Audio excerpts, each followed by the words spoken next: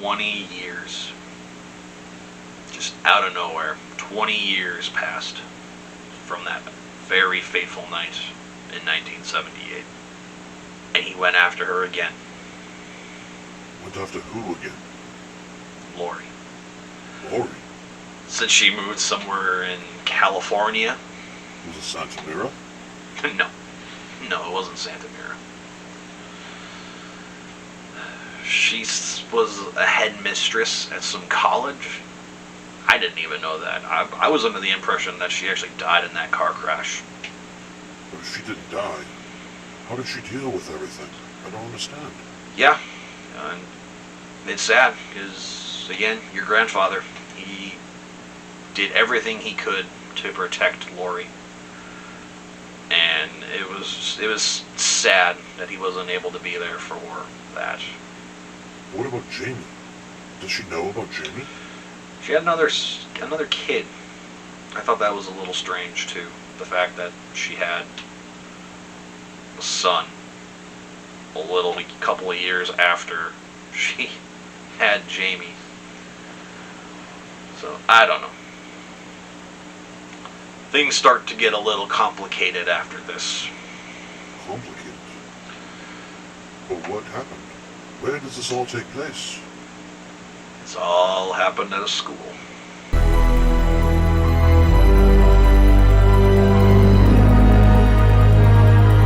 Hey, what is going on, my specialist SPC here, and welcome back to the Halloween review series. So guys, we are now here on week 3 of the review series. I've been having such a blast making these videos, and I cannot wait to continue. And of course, this is all leading up to the upcoming Halloween Ends coming out here on October 14th. But of course, obviously, before we get there, we of course have another reboot timeline to talk about. And today we are going to be talking about Halloween H2O. Now, much like a lot of these films, this is kind of a film that I don't really have a lot of nostalgia for, because I didn't get to see this till a little bit later on in life. I actually saw Resurrection before I saw this film. So of course, obviously going into that, you're kind of confused as to what's actually going on in the film. But when I finally did see this, some things made sense in Resurrection. Obviously, of course, we're going to be talking about that next. But what are the things that I actually have to say that I like about Halloween H2O? I do have to say the very first thing I want to talk about, of course, is the new setting, how it is a refreshing thing to see in this franchise. Of course, there are some things I don't really like about it, which I will talk about in a little bit. But it is nice when you get something a little more refreshing in this franchise, much like Halloween 3. Obviously, of course, it was labeled as Halloween 3, so of course you thought Michael Myers was going to be in it.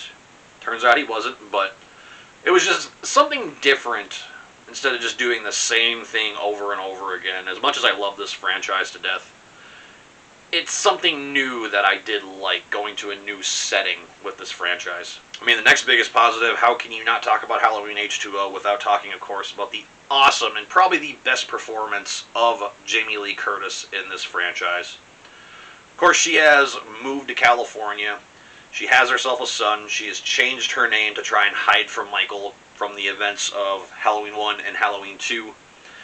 And she does deliver the best performance. This easily, out of all these films, when it comes to just any of them in general, the Rob Zombie films, the original timeline, the reboot, this easily is the best Laurie Strode. This is a Laurie Strode who is broken. Obviously not broken as much as another film we're going to talk about here later on in the series, but she is still traumatized from that night, seeing all these people dead, and trying to keep her son safe, because of course she still thinks Michael is out there. Obviously, of course, turns out that he is. But it's just nice to see how much of a fighter she is in this, instead of the first 2 films where all she's doing is running. Especially one of the awesome sequences in this film that I love to death. It's one of my favorite moments of the franchise, when she sends John and his girlfriend out. She breaks the lock on the gate, goes up to this box and takes out this axe. And I just love the way this scene is shot, because as she's walking with this axe in her hand, it honestly just looks, from her shadow, it looks like Michael Myers. So she's bringing out her inner Myers, and just the way that she walks up that hill and the way she just screams Michael's name and the Halloween score pops out, it's just chilling to watch. I absolutely love it.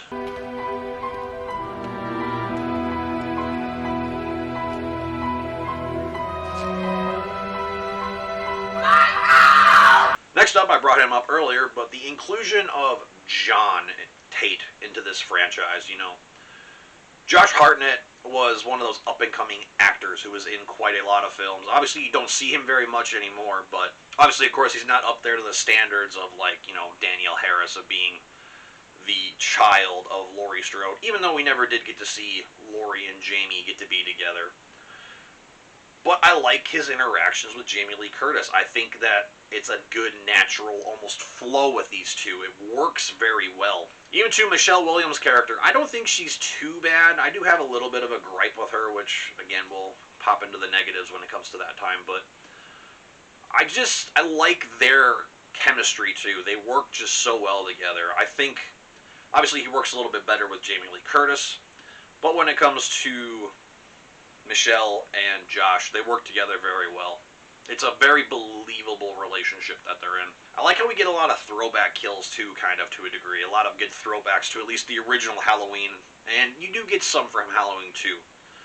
You get the recreation of the death of the nurse who gets stabbed in the back and lifted up. You get that with Jamie Lee Curtis's boyfriend in this film. Next positive I want to talk about is going to be the actual, beginning of this. We get to see Marion Chambers back here once again. And she is, I don't know if she's living in the house that he lived in, or if it's her house, she was just taking care of him, but you get to see pictures of Dr. Loomis throughout the house. Obviously, of course, Donald Pleasance is not in this film, since he did unfortunately pass away during the production of The Curse of Michael Myers. But we do get an audio of somebody else portraying Dr. Loomis's voice. But you go out throughout the house, even at the opening of the film, when you get the opening credits, you get to see different pictures, different things that have happened throughout the course of Michael Myers' life in regards to his killings and stuff, all throughout this specific room in this house. So it's cool to get to see that, and it's just even the way, too, that the opening is shot when it comes to Marion going into the house, not knowing what's going on, seeing all these folders and papers laying around everywhere. It's a tense sequence, especially when you know Michael is in the background, hiding and stalking her, much like the original Nick Castle version of Michael Myers. And for my final positive for Halloween H2O is, of course, the awesome ending of this. You get the big fight between Laurie and Michael. You finally get to see her going back, fighting against Michael. And it's just an awesome sequence of watching these two fight. Not only that, but even later on when she sees them loading him into a van, she decides to take it, drives down the road, crashes off of a cliff, and Michael gets pinned between this tree branch and the van. And you get almost a tender little moment between these two. They're about ready to lock hands and stuff. And then she just finally has had enough, and she takes that axe and chops Michael's head off. Easily tied for one of the best endings of this entire franchise.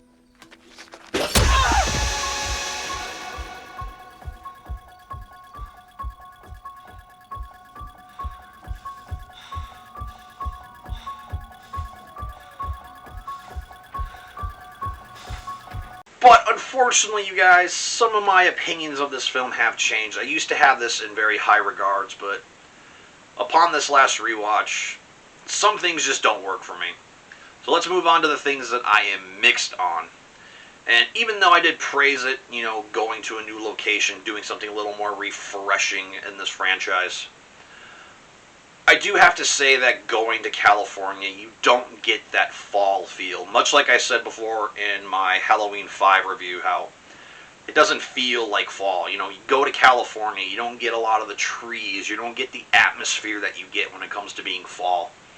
You don't get that coolness that you see. So, It's nice to see a new setting for this franchise, but it's just sad that, you don't get that same fall feel. And another mixed for me is the actual portrayal of Michael Myers. This time, the actor Chris Durant is portraying the character. Because I think at times he does play a good Michael Myers. I am convinced that this is still the Michael Myers from 1978. But the biggest things that hurt his portrayal, which we will talk about in the negatives, don't worry about that, but the different masks that you get, especially the main mask you see, you always see his eyes, and that's always been a thing that's bothered me about this franchise, is when they show Michael Myers' eyes. Because again, I'm somebody who likes, the pale, emotionless face, blackest eyes. Because to me, that is Michael Myers. Being able to see his eyes begins to humanize the character to me, and I don't like that at all. And I also brought it up to Michelle Williams. Her actual acting in here is okay at best. There are times where you don't really believe her that she's like scared, or she's actually trying to show some different emotion. She's just kind of monotone to me in this film. Again, I don't mind the character, it's just the acting isn't all that great.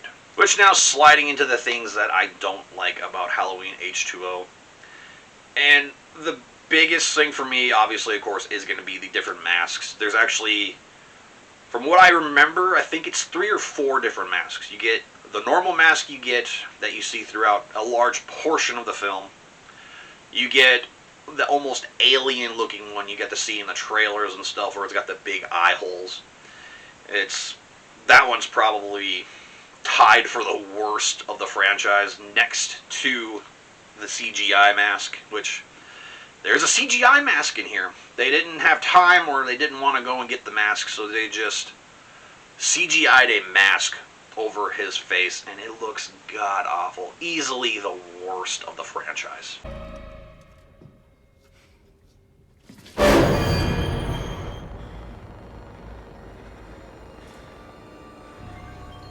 Hi.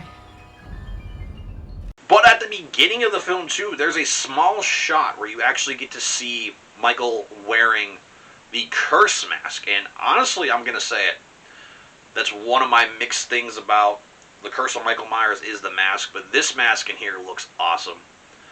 But they decided to change it because they didn't want this to be a part of that Thorn trilogy. They wanted this to just be a new reboot and be a part of the original 2 films. So, yeah, I don't know why they just didn't stick with the mask. It looks the best out of all of them. You also don't really get a lot of the Halloween score either. It's done a little bit differently at times, but it's not a iconic or very memorable score. Next thing too, guys, I gotta say, this film, it might be a shorter film. I believe it's only a little over an hour. It's like an hour and 20 minutes, but there's just so many times that there's just so many different exchanges of dialogue in here that this film screeches to a halt. There is just a good 30 minutes of this film that is just so incredibly slow. And it's something I didn't enjoy this time around. It reminded me a lot of Halloween 2, because to me, the slowness of that film actually really hurts it. And for my final negative of Halloween H2O is honestly what it leads into. And it's not this film's fault, because they didn't really have a plan afterwards of what they were really going to do, but it's the fact that you watch this and you go into Resurrection and you know what happens in there. It unfortunately hurts this film for me. As awesome as the ending is, watching Laurie finally kill Michael, it hurts knowing what's coming next. And it just really ruins the ending to a degree. So overall, you guys, I do still like this film. It's not one of my favorites in the franchise, unfortunately, anymore. It has kind of fallen from the graces, much like Halloween 2 has. But it does still have some awesome stuff. It's got a great ending. The opening is awesome. The middle part is where things just kind of hurt a little bit. But it is still overall a solid entry into the Halloween franchise.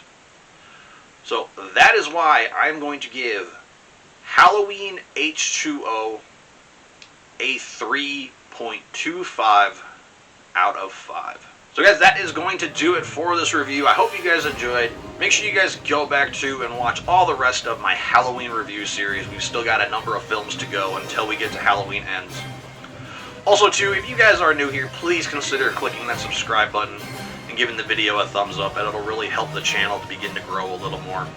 I've been working very hard on these Halloween reviews, and I've been having such a blast doing them. I cannot wait to continue doing the franchise. So guys, with that being said, make sure you hit that like button, subscribe if you haven't already, and we'll see you in the next one.